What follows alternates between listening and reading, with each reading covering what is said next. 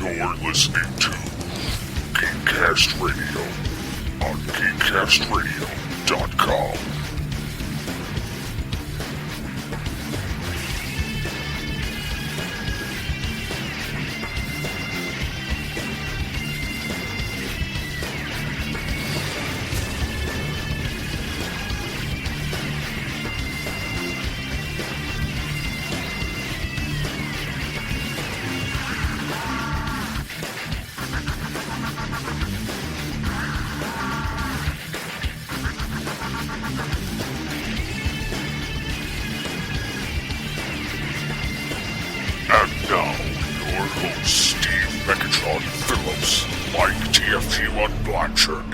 And Michael Powers.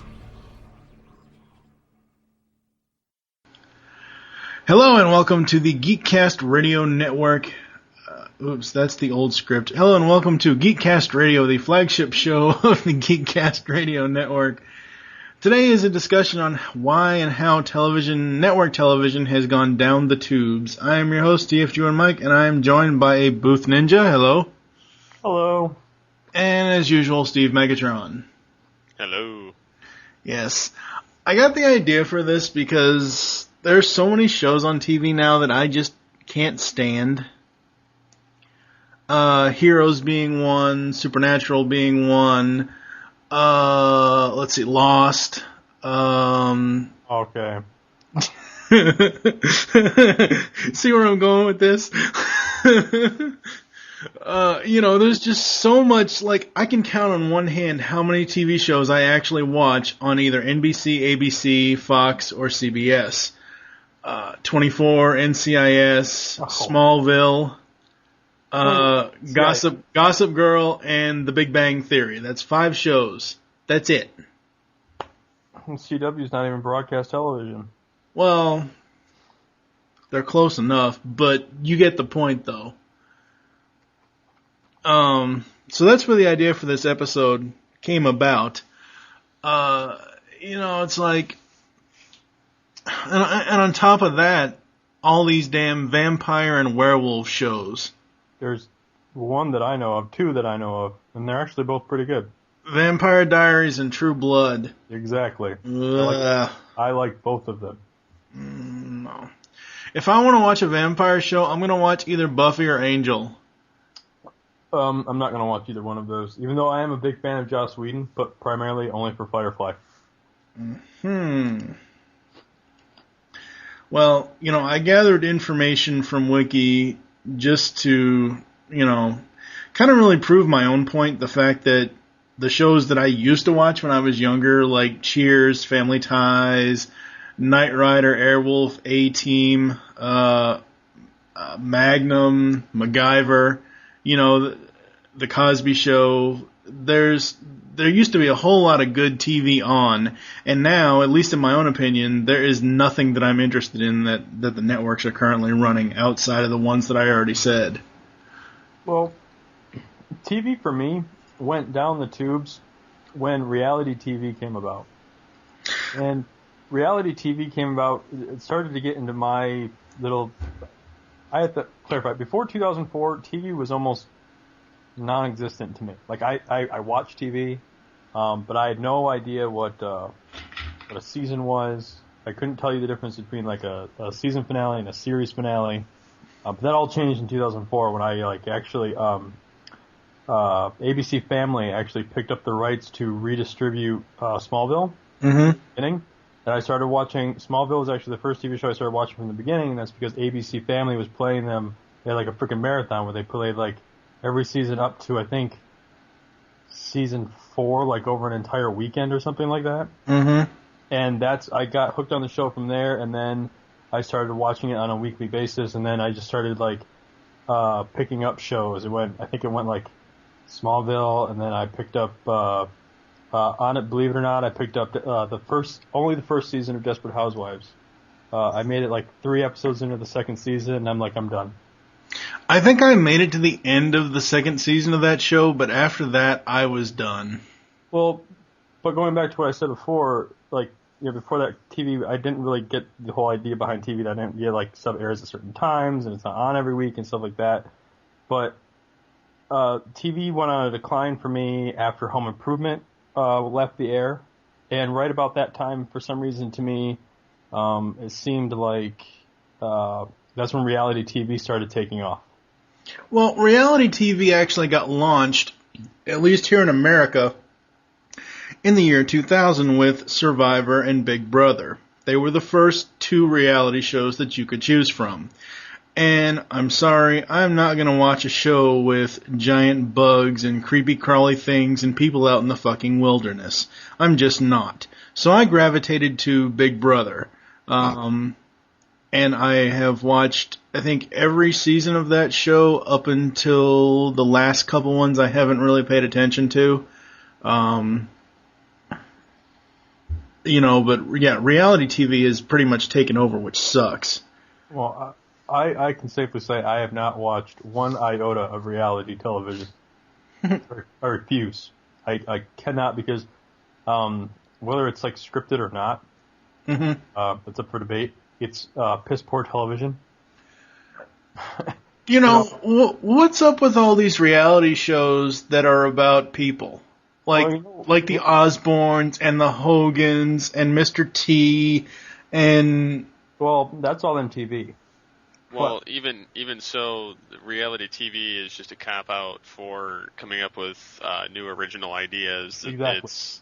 It's just their way of, let's put something on TV that people will watch because there's nothing else on TV. If they need a filler in mid-season and they don't have something sitting on the back burner, they will make something up. And the big studio behind that is the studio I hate the most, and that is Fox. What was I going to say? Crap, I can't remember now. I don't know. There's been very few reality shows that I will watch. I so don't get the appeal of American Idol whatsoever. I watched the first season, and after that, I was done. Well, quite frankly, that show is pretty much dead. Well, yeah. Oh, I know what I was going to say. All these TV remakes. I just covered 2 news articles on This Week in Geek's Nerd News Network that's out now. You can go over to thisweekingeek.net to get that, or you can get it off of our homepage, geekcastradio.com. But I did 2 news articles about the fact that they're remaking Hawaii Five-0 and the Rockford Files. Isn't Hawaii Five-0 being made into a movie? No, it's been being made for CBS television. Is it? There's somebody big behind it, though. Alex Kurtzman and Roberto Orsi are writing it, and they are producing it.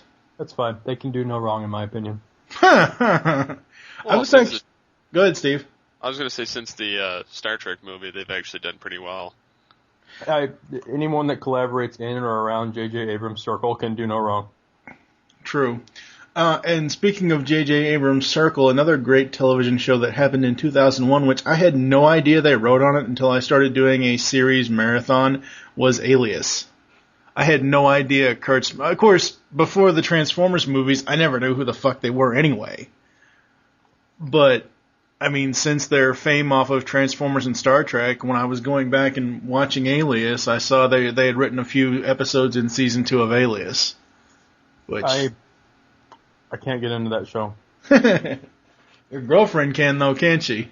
She hasn't watched what I've downloaded, but she doesn't get a chance to watch a lot of TV. But I can't. It doesn't. There's nothing in that show that hooks me. I don't know what it is. Mission Impossible 3 was a much better Alias than that was. What about you, Steve? As for like modern TV, pretty much all I watch is Heroes, hoping that it'll actually go back to the greatness that season 1 had. Oh, boo. So far nothing's happened. I can't agree with you on season 1.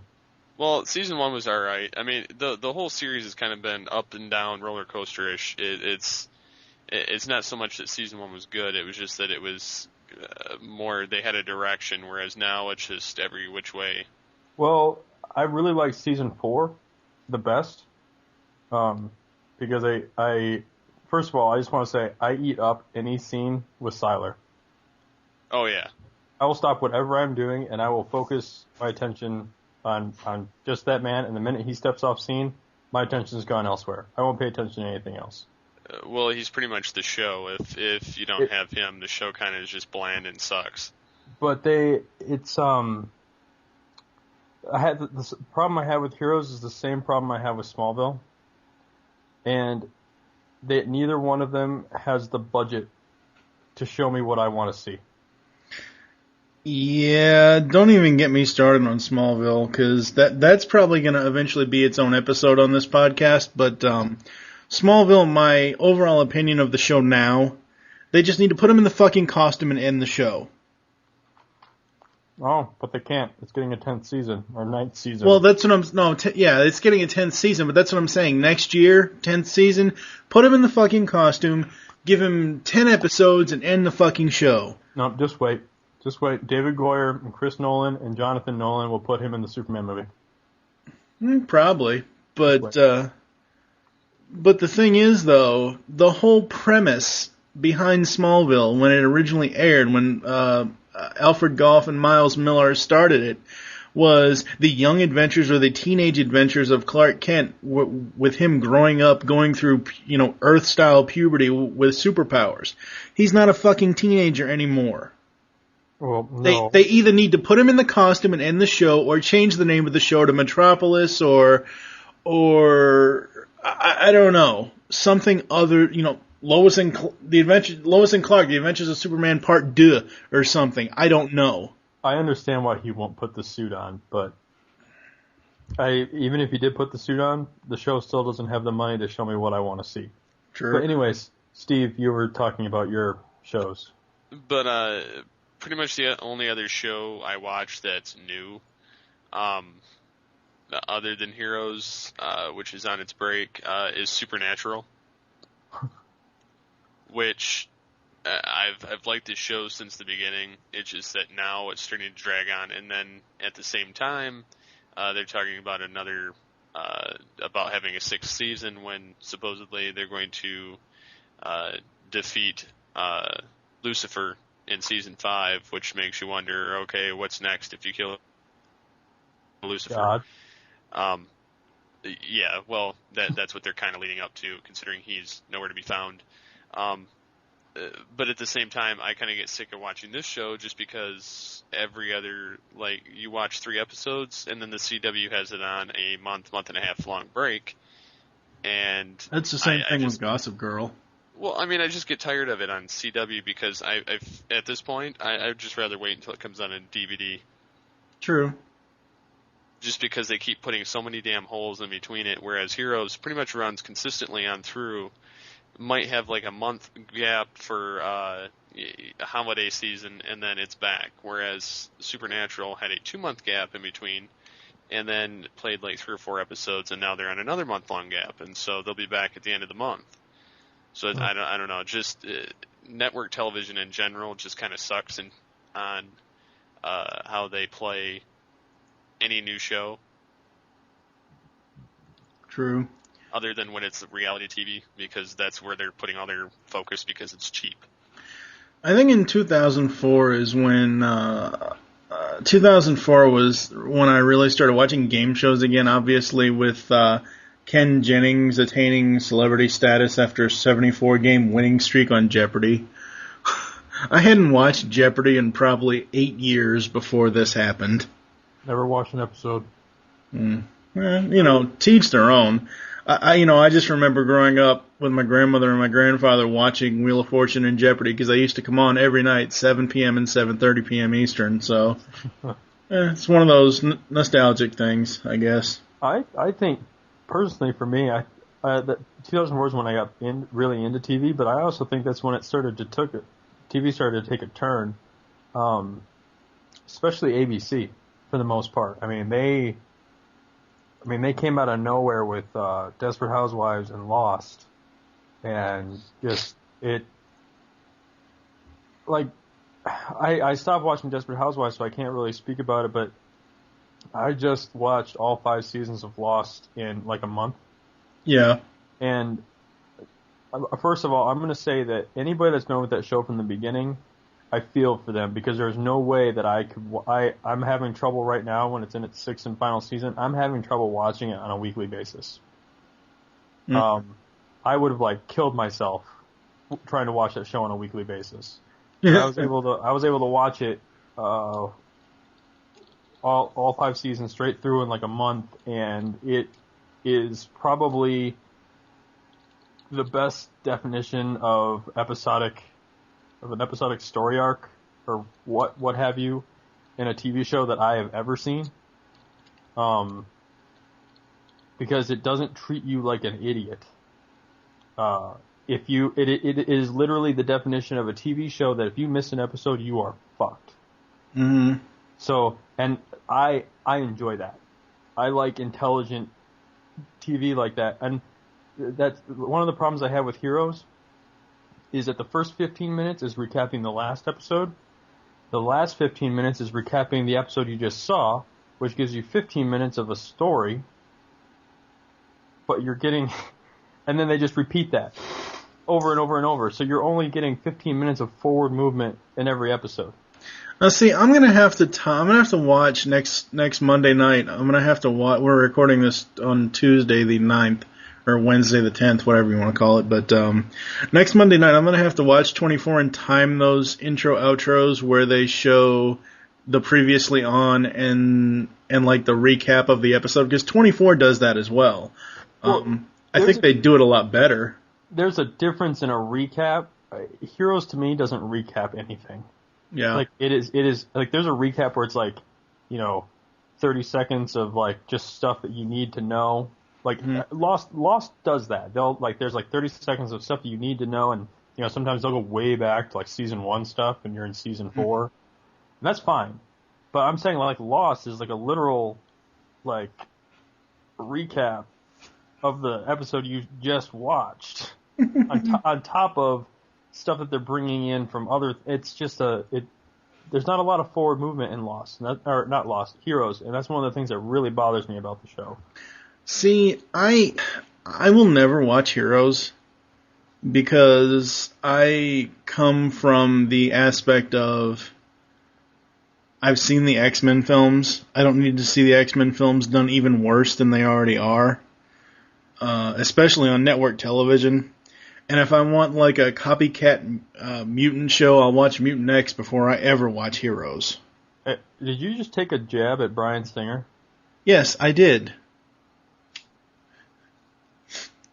And I'm pretty much referring to the fact that, X2 was fine. X1 was great. But, it's after a while, I don't even, when we covered him in M-Wire, I don't even think I actually watched all the way through all 3 of those films. Well, X-Men 3, Singer had nothing to do with that. I know that. I didn't say he did.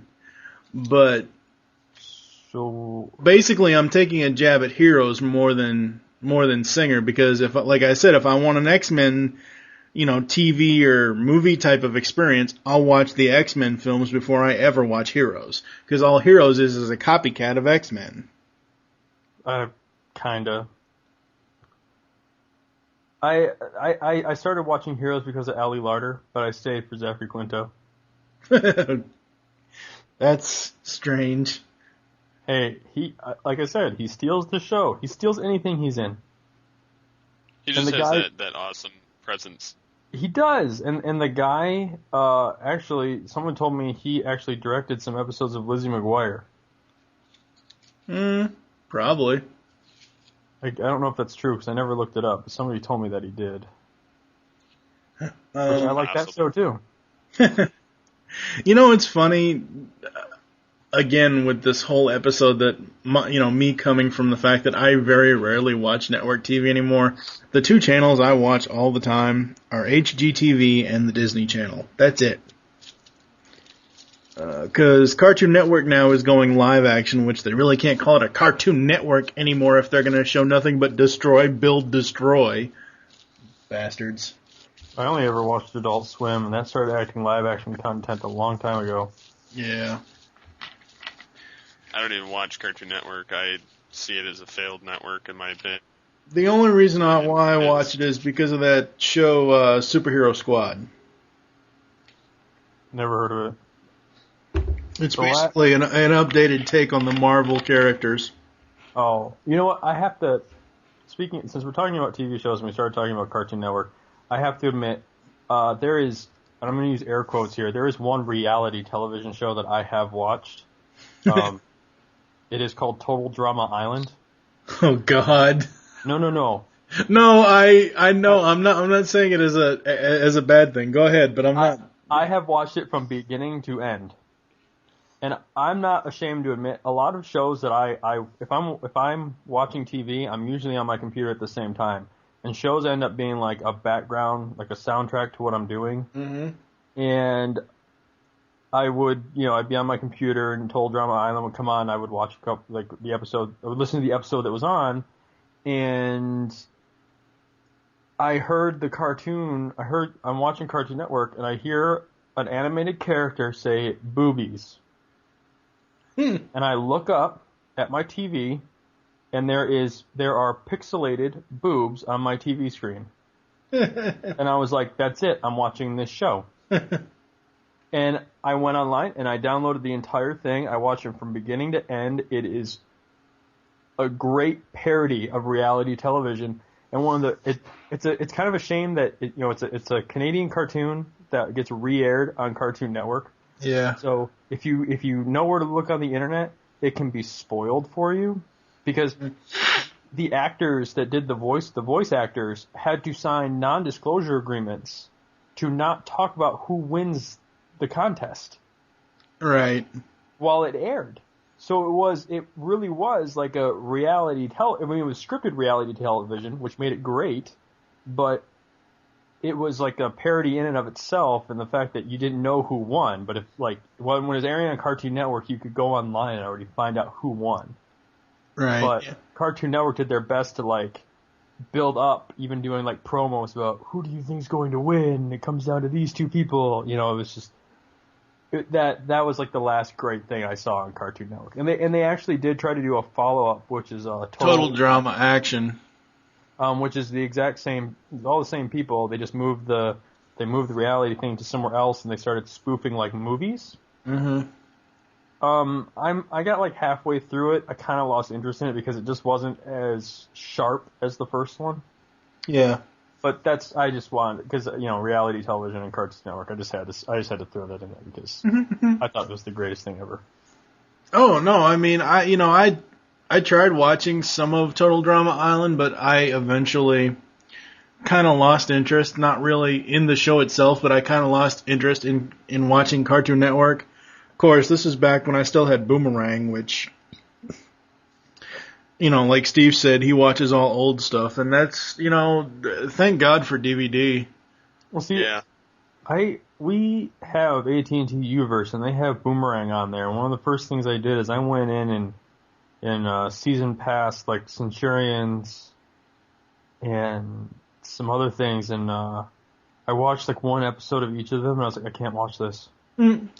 Well, it was not at all what I remembered from being a kid. That has to do with what we were talking about the other day. I don't know if it was Facebook or Twitter, but it's the thing in question was about Transformers, and you saying Michael Bay was raping your childhood, and I said that. Well, I say that all the time.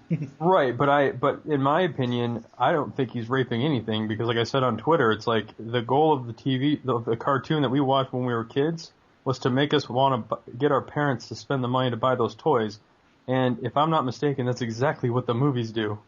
Well, to piggyback off of that, unfortunately, I don't know if you've heard the news, but supposedly, we don't know yet, but apparently the new Transformers cartoon is going to be set in the movie universe, which is going to suck. At least for me, anyway. Yeah, me too. Doesn't it depend on who's doing the animation and all the production work? No, not really, because it's all on Hasbro. Hasbro's new network with Discovery, the Hub. So you're telling me that if you had all the voice actors from the original series along with that production team, just with an updated graphic style, that it would suck? No, okay. What I'm saying is that if it can, if they are trying, okay, Transformers 3 comes out July 1st, 2011. If they take this new cartoon that they have and basically bridge the gap between Revenge of the Fallen and the next film, I am gonna be so pissed.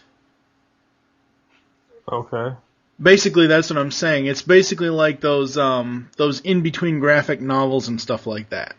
You know, stuff that ties, you know, what happened during the time that Revenge of the Fallen stopped being popular and the time that the third film comes out, is what I'm saying. Now, we already know, I think, that Peter Cullen will be Prime. I think. I'm not sure. I know a lot of the original voice actors, like Michael Bell, and a few other people have been auditioning for this cartoon. I know David Kay has, because he kind of spilled it to us that he has, or at the time of our interview with him, he had read all the information on it. But, you know, it's just my initial opinion that if it's set in movie universe, I'm not going to like it. I guess I don't see the issue with it. To me, it just comes down to production values. That's all anything really comes down to me. I don't care where it's set. It's just if it's done right and if the cartoon's done right and it treats the source material with more respect than the movies, I don't see what the big problem would be. Well, like I said, the problem would be tying it into the movie universe. Like I said, if it's a bumper between the second and third film, that's where I have the problem. Well, that doesn't really bother me because I look back at we did a episode on the lunch table where we were talking about toys, and I accidentally stumbled across like toys that I looked up Dino Riders and Sky Commanders and Starcom and some other things that I had when I was a kid, and I remember watching those TV shows like on television like over and over and over again for like what in my perception was for forever. But in reality, those TV shows only lasted for 13 episodes. Right. But in my kid mind, looking back now, those TV shows were specifically designed to sell toys made by Tyco, and that's fine. And I wish they would do that now for a lot of things. I mean, because that was that's a good idea. So if they do that again, and the TV show bridges the gap between Revenge of the Fallen and the new one, and the production values are top notch, and it doesn't go on any farther than when the movie comes out, awesome. Well, see, that's the issue, though. The problem with, like, Transformers Animated gets a bum rap. It honestly does. There are a lot of, you know, super fans out there that love that show, and I, at first, was not one of them, but I am now. But Transformers Animated had the sad death of the fact that, oh my God, we can't produce these toys anymore for animated because we have this new movie coming out and we have to do all these toys, and then we have to do all the repaints of these original toys that we did for the second movie line, and yada yada yada, and Transformers Animated fell by the wayside. They canceled the line before they even released the final Season 3 figures. Now, granted, we are still going, I mean, RC and Cybertron Mode Ratchet have already showed up in US retail. We are going to be getting Rodimus and Fugitive Waspinator and a whole bunch of other toys, but the animated toy line had to end because the fucking movie got released. That pisses me off. That's Hasbro, dude. That has nothing to do with the movie. Oh, yes, it does. That's Hasbro not having enough faith in their own products. Yeah, well, no, it has to do with Hasbro wanting to promote the new line before the current line even had a chance to end peacefully. Right, not having the faith to go through with it because they're not going to be able to sell it. Yeah. I don't know. I still maintain that I prefer watching TV from the 80s and 90s rather than today. Like I said, there's a few select shows like Gossip Girl and 24 and NCIS. Smallville not really, but those shows. Those three are pretty much the only network TV shows I even watch anymore. all these rip-offs and not really rip-offs, but all these spin-offs like NCIS LA, CSI Miami, CSI New York. No, give me the original. Don't give me some crappy shit with fucking David Caruso in it. That's Bastard. Yes, that's a station that doesn't even exist to me. Yeah. What the hell was that noise? That was my cell phone. Oh, okay. Sounded like my iTunes was finished burning a CD. Oh, do we have anything else we want to say about the fact that network TV sucks? I just want to say that because we were talking about remakes and stuff like that, and you just brought up shows from like the 80s and stuff like that. I want to say that in my opinion, I watched when the remake of Knight Rider hit the air. Mm-hmm. I liked the pilot. Unfortunately, they made a lot of changes from the pilot to what actually showed up on TV. Yeah. So I didn't approve of it initially, but then I actually went back. I downloaded like half of the first season of Knight Rider. Mm-hmm. That show, both shows are just as awful. I mean, I can't. It's an age thing. I can't watch. I mean, I can't. I still respect Knight Rider from when I was a kid, but I can't say that the remake of Knight Rider was any worse. I think that the first part of like of the season of the remake that was released was like all over the place, and they had no idea what they were doing. But when they realized they were getting canceled and they made really quick budget cuts, they actually streamlined the show quite a bit down to like just 3 actors in a car, and it actually worked a lot better. You know, I like the fact that once episode 12 hit, Night to King's Pawn, the episode where Carr came back, I like the fact that they were stretching out and tying it back into the original show of having the same concept idea. But yeah, it kind of fell flat on its ass.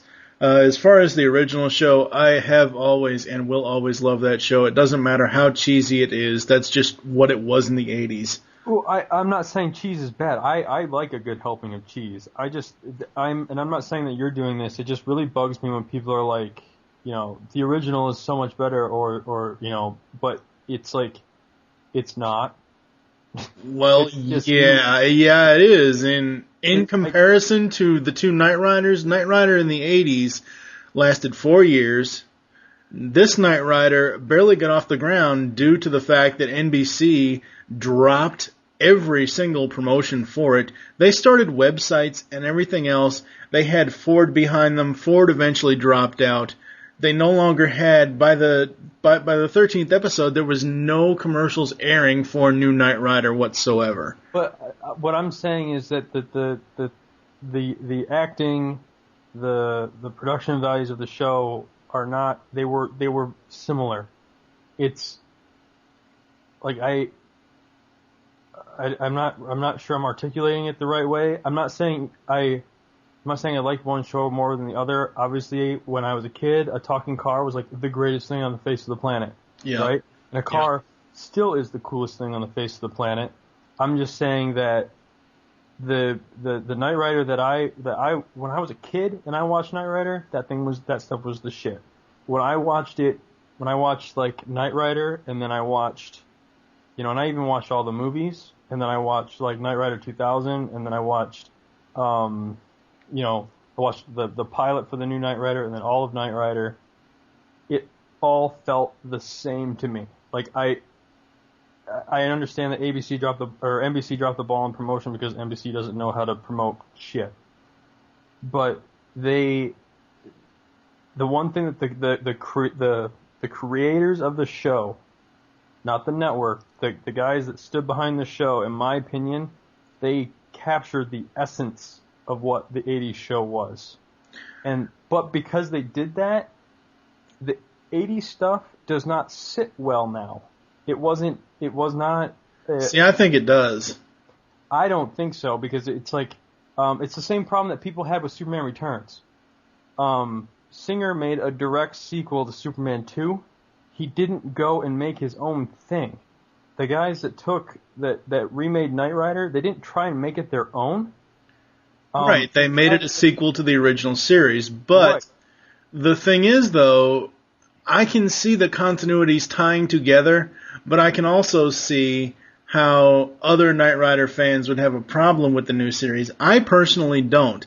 I like it for certain aspects of it, but I will always stand by the original Knight Rider as being the best out of the two. Well, I'm not saying one's better than the other. I was never saying that. I'm just saying that they captured the essence, and I don't think 80s works now. When you've got movies like the Dark Knight that have like taken things that were like all bright and colorful and to like another spin, and you've got other shows that, like, in my opinion, Knight Rider should have been more like I can't really put my finger on it because there's nothing like it, but somewhere between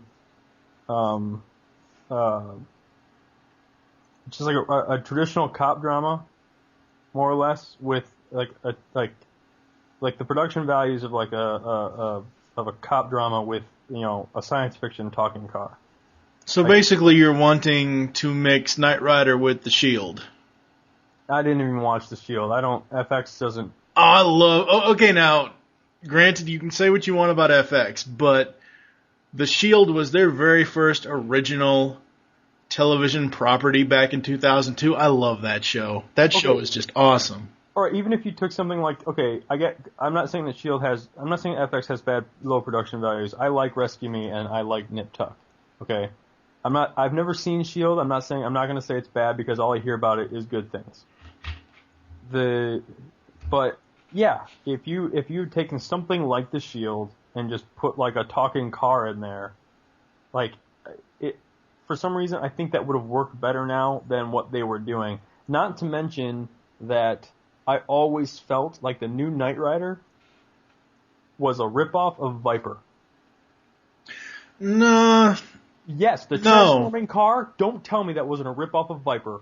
No, it actually wasn't. It was a ripoff of Transformers. That's where I will give you that, the fact that Viper was the one that kind of started it all as far as transforming cars, as far as television, but really when it went from in the pilot of the 2008 series, he didn't transform, but he had the nano things, the nano machines. Which reminded me of Viper in the pilot. Right, but it was cool as hell on that Mustang. And then you go to series where you have him transforming like Optimus Prime in the 2007 Transformers movie. Which makes no sense to me. No, it doesn't. And I agree to that fact. It doesn't make any sense to have a transforming kit whatsoever. Not to mention, the proportions are physically impossible for a Mustang to turn into an F-150. Well, it was Ford advertised, so. That's the other thing. There was the show was so outlandish. Like, in my opinion, Heroes is a more grounded show, and even Bionic Woman was a more grounded show than Knight Rider was. Like, Knight Rider took its, we've got a talking car, and it can do all this crap, and it was it looked so bad. Not to mention that the turbo mode that Kid had, that made an okay looking car look flat out bad. There was one part that I absolutely loved in the series. I don't remember what episode it is. I'm going to have to go back and look.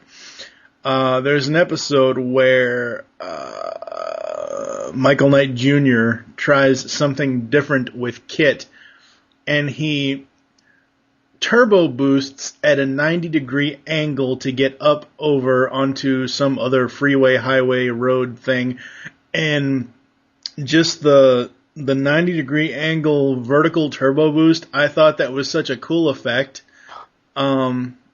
Just the way that it was done, but I kind of tend to agree with you that the turbo boost wasn't what it could have been or wasn't what it used to be. And the fact that I don't understand why all these film production people and television production people have to show us the inside of the nitrous tank. when shit goes boom and the car goes faster. You can blame that on Fast and the Furious. Well, true, but I mean the same thing is I don't get that though. I don't either. Oh. So, well, you've given a list of the stuff that you watch real quick. I just want to mention some stuff that I watch. Just real. This is like a small sampling because I can't remember everything I watch off the top of my head. Actually, hang on just a second. You still awake over there, Steve? Oh yeah. I think I put him to sleep. Don't worry, we do that on a nightly basis. Let's see. I have to some recommendations for good TV shows for listeners out there if they're interested in TV. I have to recommend Burn Notice. I have to recommend Castle if you're a fan of Nathan Fillion at all. I have to recommend, and I don't know if I've said this on your podcast before, but I've said it on mine and I say it all the time, Friday Night Lights, which sadly to me is confirmed, unconfirmed to be canceled. They basically gave the actors the right to look for more other work after they wrapped the 5th season. It's not, they didn't say canceled, they just said you can go look for other work. Fringe is actually a pretty decent show. Gossip Girl, I will agree with you on that. Mercy, if you like Scrubs or Rescue Me, Mercy's actually pretty good. I just started watching Modern Family. That's actually pretty good. Smallville. Meh. Does anyone watch Sanctuary or Warehouse 13? I know. Nope. Yeah, I watch both of those just for the fun of it. Because Sanctuary just looks like a video game, like an old Sega CD video game. It's fun to watch.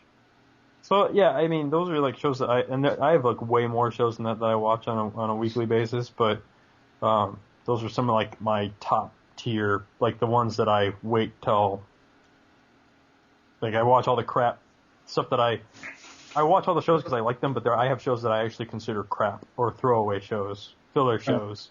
And I watch my shows in order of from my least favorite to my most favorite. Mm-hmm. I would have to say it's a toss up between Castle, Friday Night Lights, and Gossip Girl if I had to pick 3. Cool. What about you, Steve? Heroes. Stupid natural. Shut up. You're the one that abandoned your show. Yes, but that's because it sucked, and I can freely admit that it does. No, Supernatural's good. Heroes, I'm still kind of on the fence about. I'll have to wait and see what they do with the next batch of the show, anyhow. As for just TV in general, I kind of find that I like a lot of the older shows.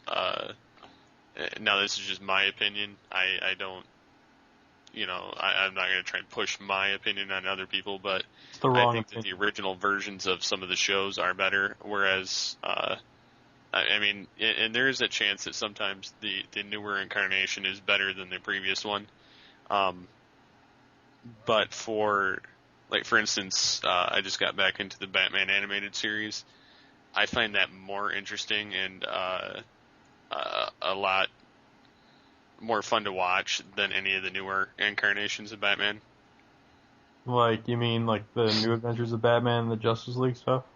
Well, no, I mean No, he means Batman the Brave and the Bold. Oh, I can't watch Brave and the Bold. Yeah. I mean, I don't have anything against it, but I find the DC animated universe shows to be probably the best incarnation of those.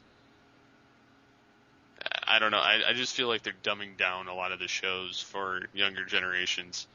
Absolutely. That's one of the problems I have with TV. That's why I buy DVDs of all the old shows that I liked.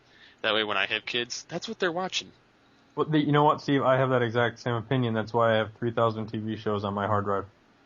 Awesome. Every show that I've watched since 2004, I still have it. Because hey. I dread the day when everything is reality-based TV and I have a camera that's filming me in my living room. Yeah, I'll never have a camera in my living room, but yeah, I'm TV as it stands right now. I like all the old stuff. Anything beyond that, just kind of, I kind of shy away from it. Anything new. Just out of curiosity, since we're all here and this conversation doesn't have to take place on Twitter or Facebook, but what is your guys' opinions of The Batman? It was okay. It wasn't. It just, for me personally, I like certain aspects of it. I love the cape. Yeah, the cape was awesome. They got it right. Yeah,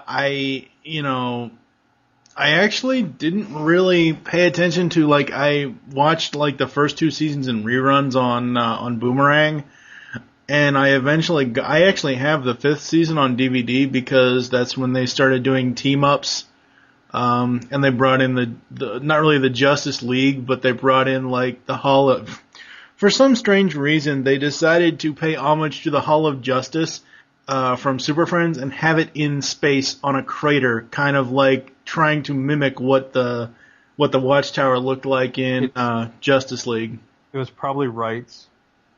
No, I know that. I understand that, but that was just one of the aspects I did not like about it. Which makes no sense to me. I can't understand how that works. If you are Warner Brothers Animation, or I'm sorry, if you're Warner Brothers and you own DC and you have a division called Warner Brothers Animation that is going to handle all of your animation stuff, why do they not have the right to use every frickin' DC character? I cannot understand that. Like, I didn't realize this until I read the Wikipedia entry about Justice League Unlimited, but characters, like, they were, like, the storylines that they were telling, they had to not drop certain characters altogether because they stopped using Aquaman because WB was going to try and launch the Aquaman live action show with Smallville. Like, why do they have to stop using frickin' Aquaman in the cartoon because they're launching a live action TV show? Well, it's like that. It doesn't even connect. Or wait, my favorite one, Flash in Smallville becomes Impulse because they're getting ready to make a movie and they don't want Flash from Smallville to interfere with Flash in the live-action movie. I don't understand. You're one studio. You're Warner Brothers. You own DC Comics. Why do you not have... Why are there limitations with your creative teams? Well, what I was going to say was, there was a whole... as far as why, I think the Joker only appeared in like 5, maybe 6 episodes of Justice League throughout its entire run, and also there was a bat embargo on characterizations for the Batman villains when Justice League was airing. As far as why they couldn't use certain characters or whatever, the only thing I can make an analogy to is the fact that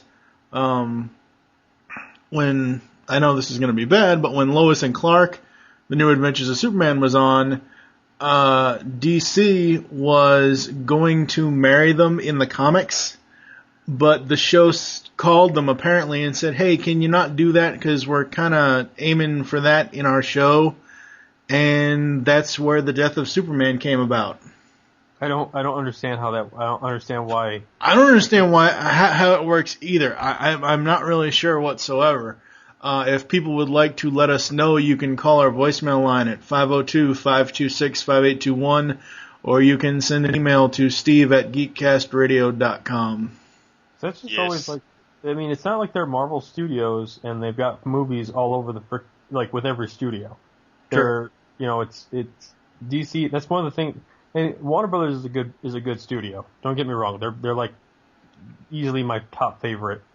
And it's a shame that they have. It's almost a crime to me that they have all of the DC characters, because they put money behind their movies, and because they put so much money behind their movies, they can't make they can't pull the Marvel stuff because they're the only studio making it, So you don't get your Superman. You get Superman and Batman, but we're getting a Green Lantern in 3D. Blow my brains out.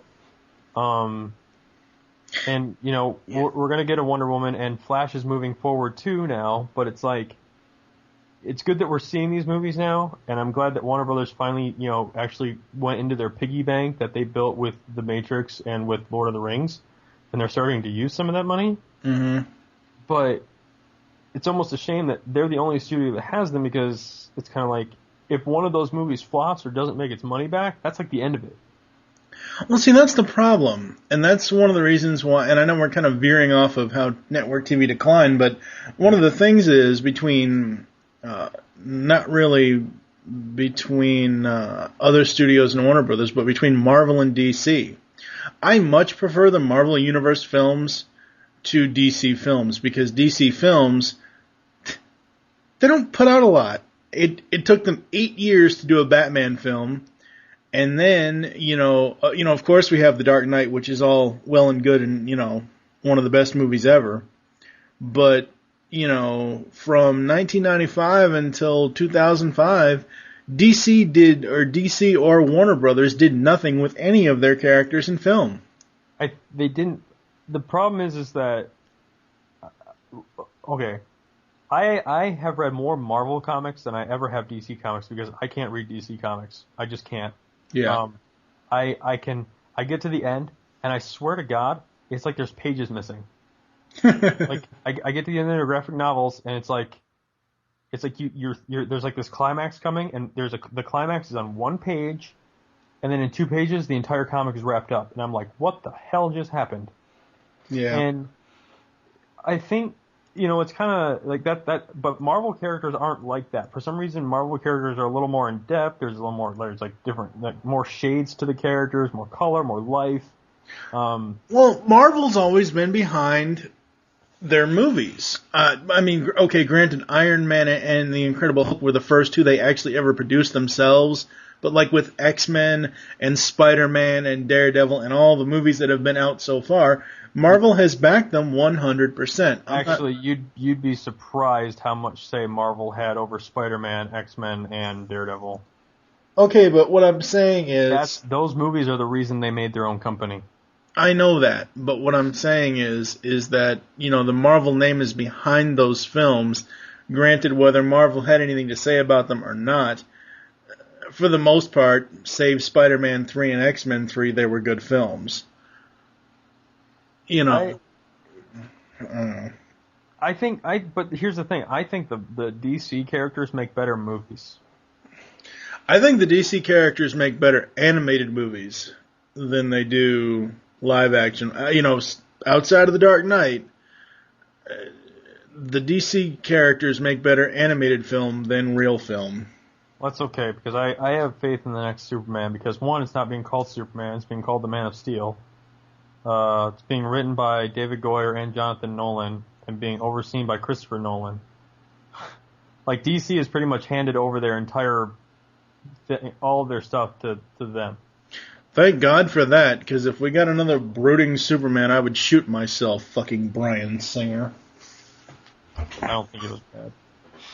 Anyways, Superman Returns was the worst film ever. I could watch Superman Returns was worse than Supergirl, and that's saying something. I enjoyed Superman Returns, but see, the problem I have, I can see why people had a problem with Superman Returns. I didn't, but it's kind of like, at the same time, I wish Singer had done his own thing. But he did an amazing job at staying true to Richard Donner stuff. But because he stayed in that mold, and again, those movies were like 70s, 80s, that doesn't work. Now, it doesn't. Nope.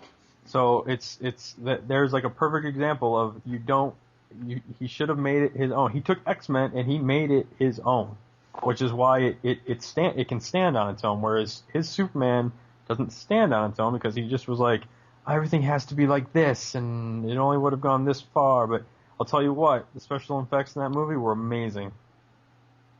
I can watch him save that plane over and over and over again. I just don't like the way Superman was characterized. And the S was way too damn small. I mean, you have Brandon Routh, who, you know, is physically whatever, and then you have this little teeny S in the middle of his fucking chest.